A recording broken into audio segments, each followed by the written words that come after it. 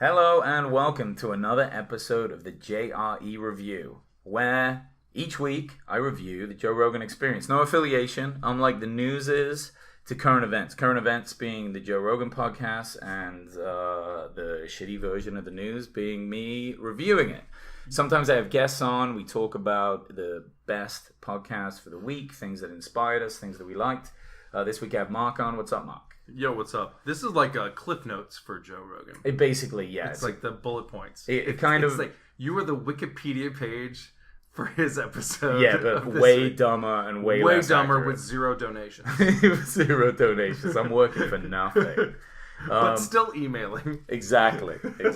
This episode is a great one. 1207. Jeff Ross and Dave Attell. Legends in the comedy word. Jeff Ross is, of course, the roast master general, as he likes to be called. I think that's it. Yeah, and one of the greats. Yeah, and then Dave Attell. And Dave Attell has been around forever and just humble guy, absolute crushes it. I mean, no ego, just hilarious. Just New York hilarious, too. Absolutely Which should almost be its own category. Yeah. And their conversation was fantastic. They're obviously really good friends with Joe Rogan, which is really cool when he gets these close friends on. And they have a new Netflix special that is a 3-parter. It's them both up on stage, and they just riff off each other, pull people out of the crowd, and they just go to town. And it's like a really, it kind of sounds hacky. You sent me a link to that the other day. Yeah. It looks amazing. It really is just fantastic. And it's very, very funny. Obviously, the more stoned you are, the more hilarious it is as well, which I recommend. As is with everything, including Right. the express line at Ralph's. If you're stoned, you're like, the guy in front of me has 17 items. If you're not stoned, you'd be like, fuck this guy. And you're stoned, is like, 17 is so funny. And you just always check in that cart. You're like, how much ice cream is that? I will always count. I'm like the fucking hall monitor in the express line. Like, this cunt only has... You have 9 items and it's 8 items. Yeah, but this is like a 2-part item. Get the fuck out of the line, bud. Get out. Each one of your bananas counts as one. Yeah, bushel right. is not one. You fucking trifling lawyer bitch. Dave was talking a little bit about how much he likes to smoke on stage. And a few comics do that, right? So Chappelle does. He likes to. Dice, for sure. Or at least used to. I don't think Dice... I think Dice smokes everywhere. Constantly, yeah. It's just wherever he is. He's as soon as he wakes up. He's like a robot that just like feeds him cigarettes every hour while he's asleep. And he was saying really that it's like it helps him a lot. Like you get a nicotine burst, and it's just part of how he is. Like it's kind of like introducing mania in a way, like a tiny bit of mania that just like, because you get that rush and you're like, oh, I'm gonna be really funny right now. Yeah, right. Or maybe it's just him being him. Like if somebody says be the most version of you, he obviously likes it for those reasons, but it's part of his craft. And what was funny is Jeff was saying that they have to carefully pick the places where they can perform because not everywhere will let him smoke. True. And that's pretty interesting. So That's Dave true, Dave also doesn't use a smartphone.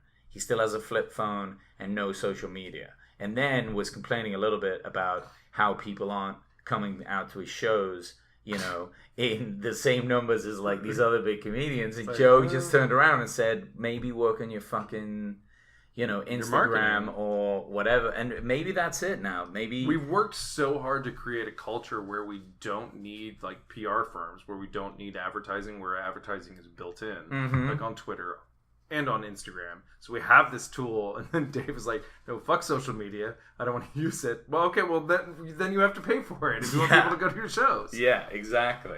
And another thing that really bugs Jeff Ross as well is because they do these nightly shows, and a lot of it is kind of off-the-cuff stuff, but sometimes, and quite often, and you'll see it in the 3-parter, like Dave is just, he's so sharp. It's brilliant. It's like Jeff can do a lot of the talking, and then Dave just crushes with these moments. Not that Jeff isn't great, but Dave has this. And something else that really bugs Jeff is that Dave will have these huge zingers that just crush. So the next night, Jeff will set it up, and then Dave will decide not to do it because he doesn't want to do the same you know, relate jokes, to that. It's cool, but it leaves people hanging. But I just think I respect that's... that. I mean, it's this weird thing because Jeff is his comedy partner in this endeavor, and you don't want to leave the guy hanging, but at the same time, you don't want to feel stale. I get that. And you know what? Those guys can work their way out of it. And here's the thing: they're fine. Yeah, they're fine. 100%. Dave Attell isn't going, oh, the ICM manager that was in the audience isn't going to sign me now. Yeah. He's fucking fine. Exactly. Jon Stewart thinks he's a genius. Yeah, well, so many of those guys do. But they talk a little bit about, like, promoters, club owners, like, coming up, other comedians, you know, through their time. And, you know, the 90s is a lot different than it was today from what these comedians are saying. There was, like, a scarcity issue, where people would get really mad at each other and then they would treat you like shit. They wouldn't give you spots even if you were good because they were worried you were coming up. And for them, what I really liked hearing, and especially from Jeff, he was talking to Joe saying, I don't hold grudges, right? I don't hold grudges. And he said that, I think he said his grandmother said this to him. He goes, if you hold grudges, the other guy is dancing. It's like, you're mad at them and they're loving it. Right. So you let it go and just work on the comedy and let it pass. And you've got to wonder, the dropout rate is so high for these comedians. Like, it's cool that they've all come to the top. 95%. Yeah, more than that, maybe. They've come all to the top, and now it seems like they're all friends and they came up together. But there was a lot of other people there. Yeah, tons. And what were the factors that led people to just quit? And holding grudges is probably part of it. You can't... You know, you just take something and try and learn from it. You can't get angry with it. You can't get angry and do comedy. You can't take it personally. You can't take art personally. I mean, you can take it personally, but it doesn't serve you. It doesn't help. Do you hold grudges?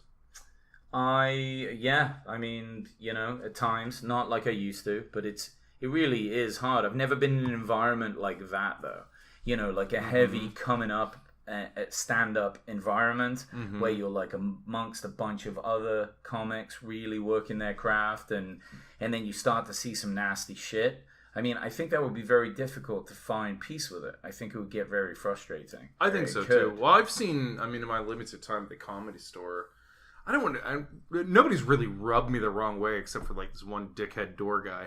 And I was like, dude, you're like a host. Like, calm down. Like, just relax. But there were some like manic comics that shout out to Dorman, by the way. Shout out to Dorman. No, the rest of them have been gone, but this one fucking guy, he was an asshole. I couldn't stand him.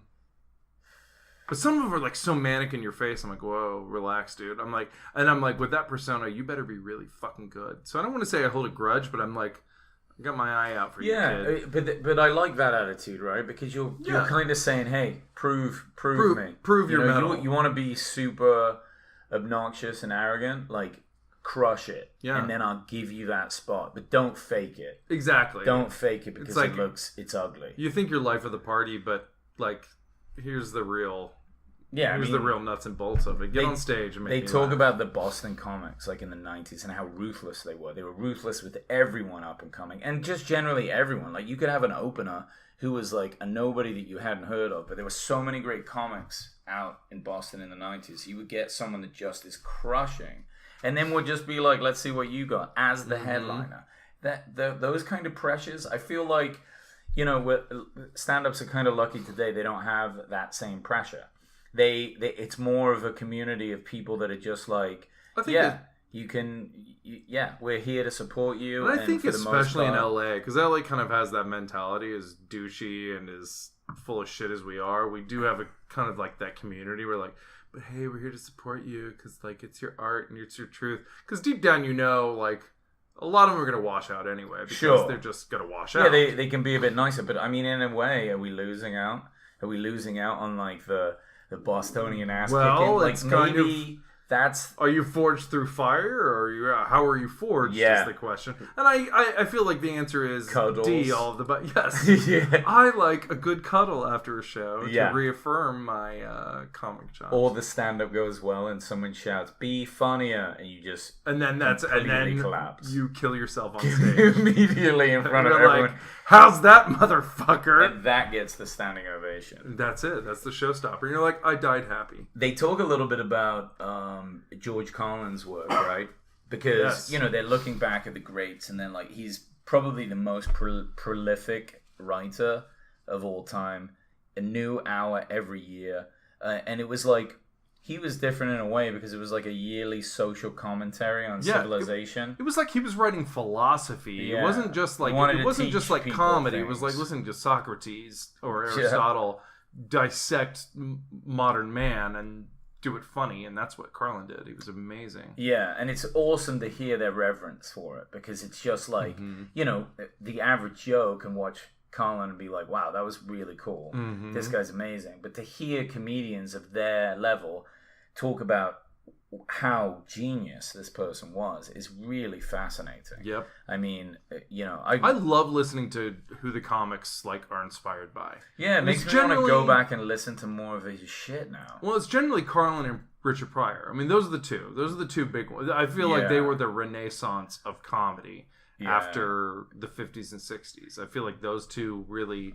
More recent, Kennison gets a lot of cred until he went off the rails. Because he was with cocaine. fearless. Yeah, his later stuff, but he was fearless in a way that not a lot of comics are. Yeah. Well, because being fearless doesn't amount to much if you suck, but he had the chops. You know, just makes you crazy.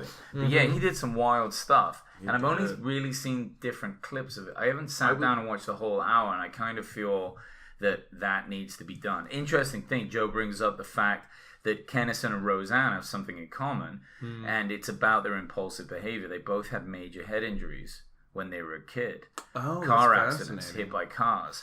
And it changes things when you have massive CTE, which is another thing that Joe knows quite a bit about from the UFC and all the rest of it, and seeing the impacts and what we're learning. And it, can cause depression, anxiety, really fuck you up. Brain's a fragile fucking massive organ. Impulsive behavior, which is something that made the legends that are Kennison, and we can't forget Roseanne. Just because you had that show and everyone's like, she was on that show, she was a fucking super pioneer in the 90s. Amazing. I mean, more so than anyone. I mean, it was like her and Joan Rivers. Yeah, Google her stuff. If you don't know this about Roseanne, Google her stuff. And here's the thing, the shit she was saying back then wasn't any more incendiary than what she said now. It was a different time. It really was. Yeah, it was totally a different time, and they had to push through.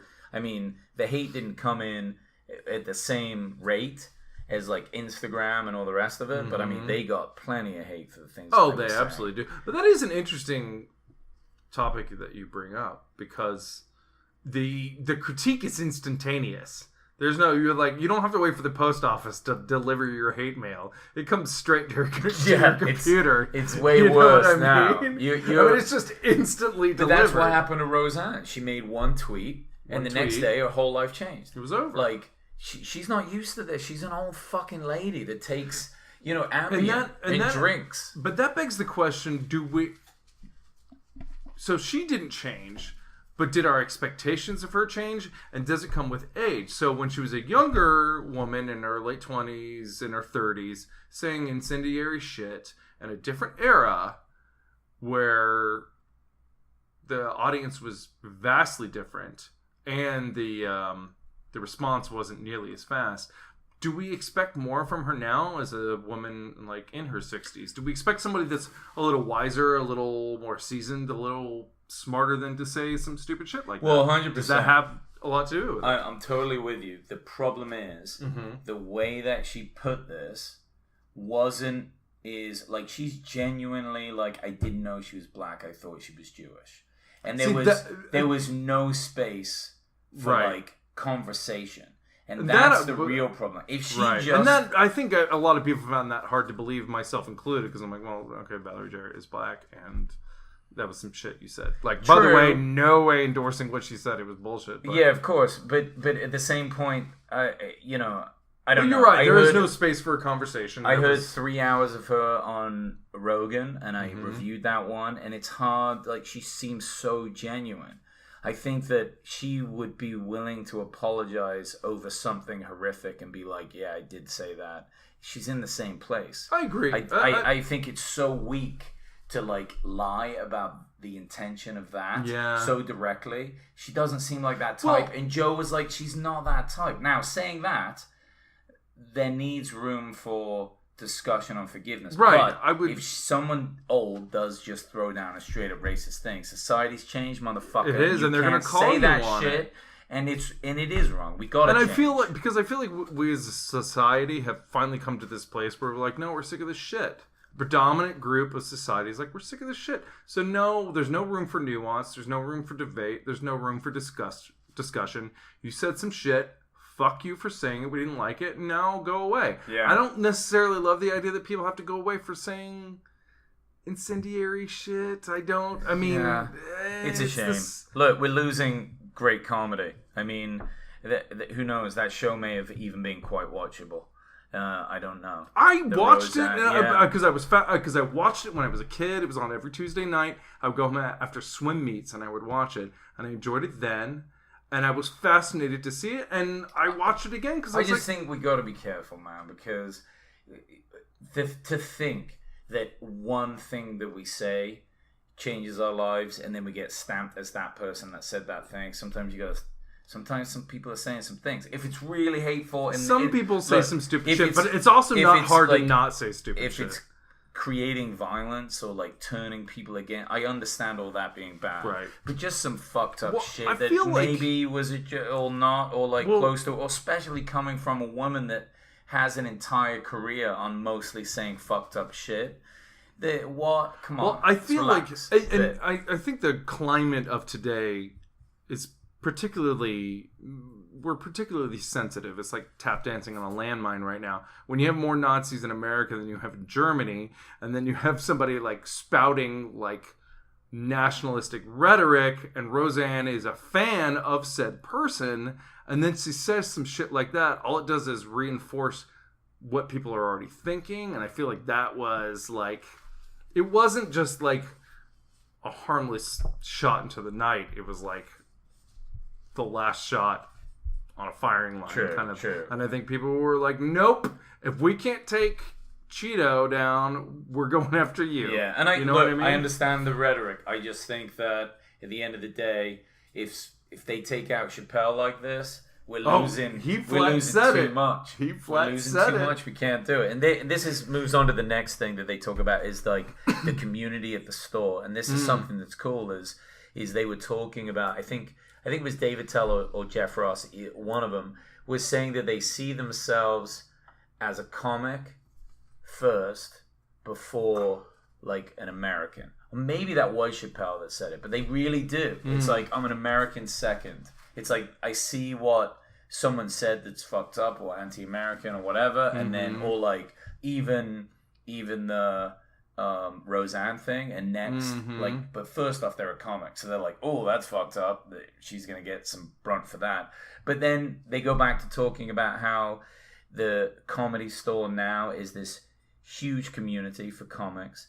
The friendships up there are like no other, and this is where these fucking people just want to spend all their goddamn time. And it's like the best hangout ever, and that's a beautiful thing. It's nice to know that they have their safety net. And I'll tell you what, they have some bar at the Comedy Store that's just for like the main comedians there that they can skip off into, the basement, right? Yeah. So I've seen it walking by. So what they? I've not been allowed in yet. What goes on in there must be the type of free speech that you don't get anywhere else in the world. And I'm sure everyone is saying everything, and people are going wild down there. And it's okay if it can exist there in some way. There's a chance it can exist in another way. We just have to be careful and define it, but people are always going to push the limits and fuck up. You absolutely know that. And here's the thing. Jokes are jokes. And people the thing about comics, and a lot of people don't, at least I think they don't get this, is that comics go for the joke. It doesn't really happen. You don't have to believe in the ideology of the joke. You don't have to believe in why it's offensive. Just the comic in the moment goes, this would be funny in this moment, in this environment, at this particular second, and you say it. It doesn't necessarily mean you endorse it. So if you make a joke about those who might have Down syndrome in the moment, you might not be endorsing making fun of Down syndrome, but the idea that in that moment, at that particular second, this is the perfect punchline for this joke. Yeah. You know what I mean? Yeah. And I feel like that's what you would find in it. Make it fucking clever. Make it. If you're going to say something that could insult me, make it clever. Turn be around, hit us with it. And on that note, thank you so much for joining me today, Mark. My pleasure. Thank you. What a fantastic conversation. Definitely check out David Attell and Jeff Ross's comedy special on Netflix and listen to this conversation. You'll learn a lot about what it's like to come up through the fucking echelons of pain in stand-up comedy and misery and come out the other side. So Only thanks a lot, guys, for right. listening, and appreciate you. We talk soon. Peace.